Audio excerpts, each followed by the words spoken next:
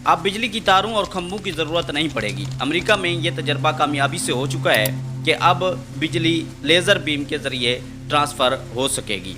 अब in future तारें और खंभे एक याद माजी बनकर रह जाएंगी।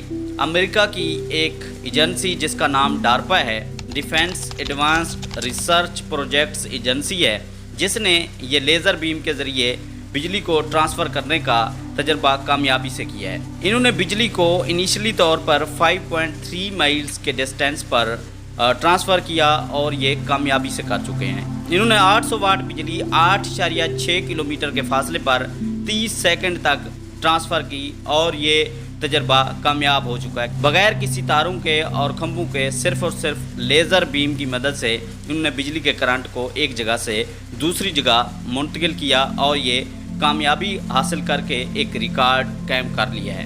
और इनका ये भी कहना है कि उन एरियाज़ में जहाँ पे हम तारें या बिजली के खंभे नहीं पहुँचा सकते या बिजली का जो इंफ्रास्ट्रक्चर है वहाँ पे आसानी से नहीं पहुँच सकता, वहाँ पे ये तरीक़ाकार बड़ा ही कारआमद होगा। और इन फ्यूचर ग्लोबली ये सारी चीज़ें चेंज हो जाएंगी और सारे इस एडवांस्ड सिस्टम पे आ जाएंगे जहाँ पे लेज़र बीम के ज़रिए वो अपनी बिजली को और करंट को ट्रांसफ़र कर सकेंगे। अगर हम अपने पाकिस्तान की बात करें और यहाँ पे वापटा के निज़ाम की बात करें, यहाँ पे जो वापटा का निज़ाम है वो अगर आप देखें तो अगर आपके एरियाज़ में और खुले एरियाज़ हैं, अगर यहाँ पे आंधी तूफ़ान आ जाए तो 3-3 4-4 दिन तक बिजली यहाँ से गायब हो जाती है, बिजली की बंदिश हो जाती है। तारें और खंभे वगैरह इनकी तब्दीली और ये सारा काम चलता रहता है। इसके अलावा अगर हम बात करें तो यहाँ की जो लाइनें हैं वो बहुत ही पुरानी हैं, यानी ये खंभे जो लगाए गए हैं पता नहीं कोई 40-40 50-50 साल से भी पुराने खंभे और तारें लगी हुई हैं।